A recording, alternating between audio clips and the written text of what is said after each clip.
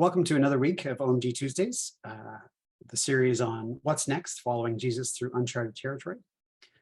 This week, I will be speaking on the practice of being present. And although I've known I would be speaking today for a few weeks, I've found it difficult to organize what to say.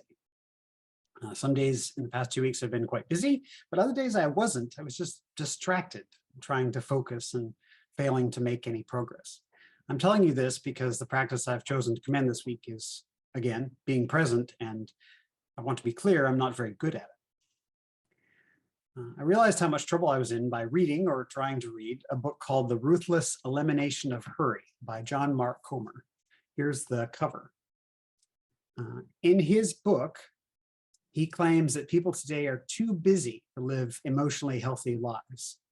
He sees an epidemic of hurry sickness.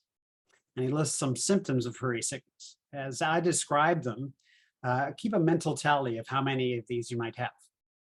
So one is impatience, constantly checking Google Maps or changing lanes to find the fastest route. Second is fear of missing out, constantly checking your phone or email for messages or news. Restlessness, the inability to relax or do anything non-stimulating, like read a book. Irritability and hypersensitivity. Maybe you used to be a chill person who could handle anything, but not these days. And overtiredness. By the end of the day, you're not just physically tired, but emotionally exhausted and numb. Or finally, isolation, feeling disconnected from God, others, and even your own soul. From this list, I counted 4 out of 6, so I have hurry sickness.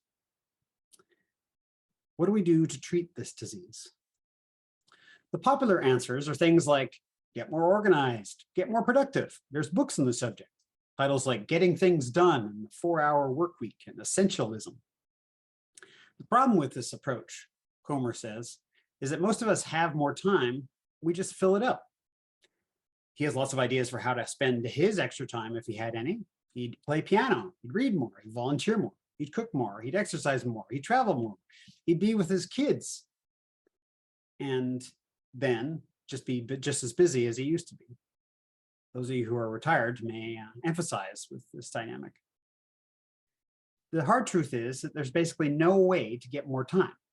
On average, Canadians will get about 80 years of 24-hour days in our lives. Even if some of us, God willing, get more than 80 years, everyone's days are the same length. So what does God have to say about this? There are several Bible passages about time and busyness. Ecclesiastes 3 talks about how there's a time for everything. This is often a favorite passage at funerals. Ephesians 5 talks about making the best use of our time. My personal favorite, though, is the end of Matthew 11, where Jesus says, "Come to me, all you who are weary and are carrying heavy burdens, and I will give you rest." Or as the Message translation puts it, "Are you tired, worn out, burned out on religion? Come to me, get away with me, and you'll recover. Walk with me and work with me. Watch how I do it. Learn the unforced rhythms of grace. I won't lay anything heavy or ill-fitting on you. Keep company with me, and you'll learn to live freely and lightly." It's nice, isn't it? It's inviting, it's encouraging. Everything hinges, though, on what it means to walk and work with Jesus. The late Quaker philosopher Dallas Willard pointed out that the tendency of Christians is to think we just need to fit in, loving our enemies, going the second mile, turning the other cheek, suffering patiently, while living the rest of our lives just as everyone else around does.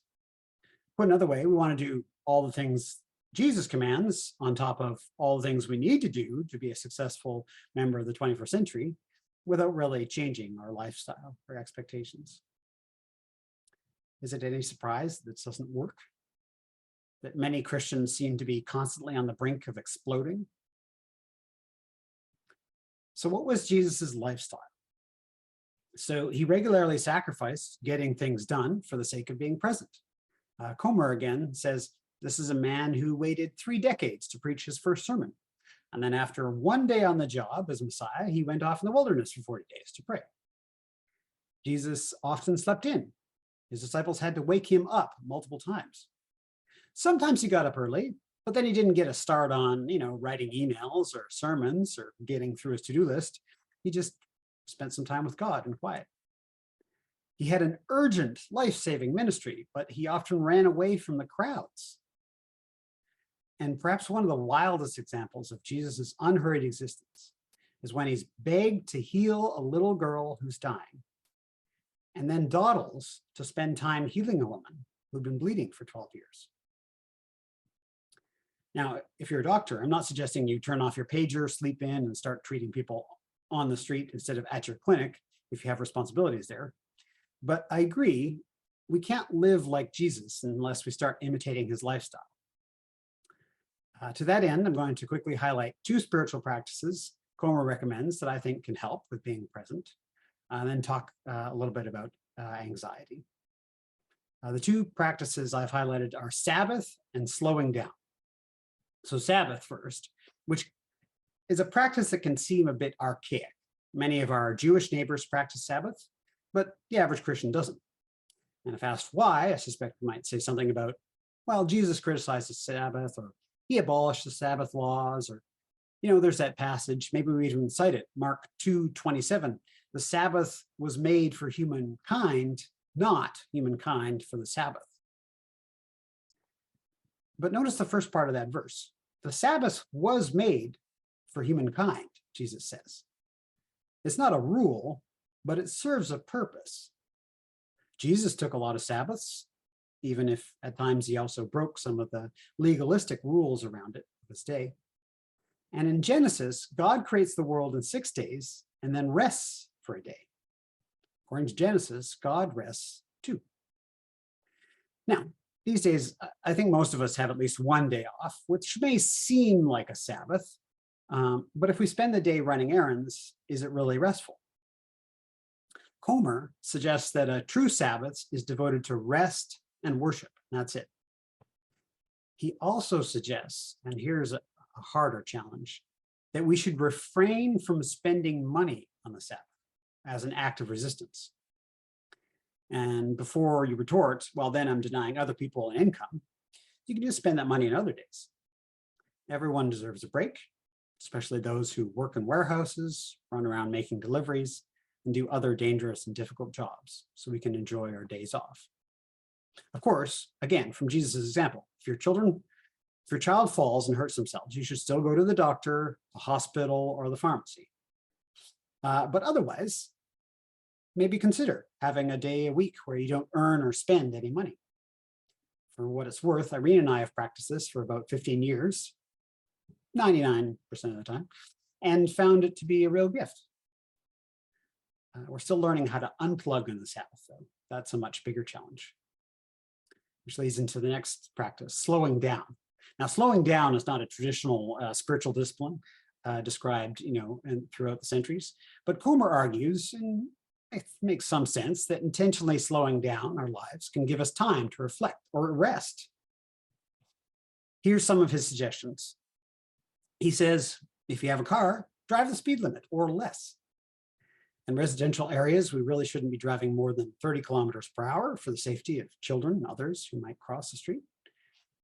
You might not get there as fast driving slower, but then you can enjoy the ride if you leave early enough. He also says, get into the slow lane.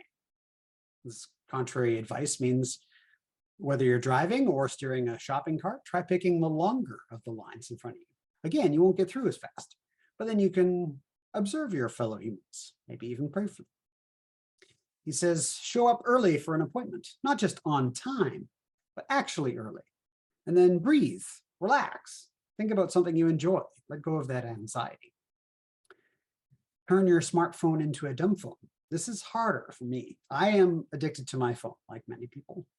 And his suggestions include removing email and social media apps, disabling notifications, ditching news alerts, turning off your web browser, or even buying an old-fashioned flip phone, although that can be hard to find.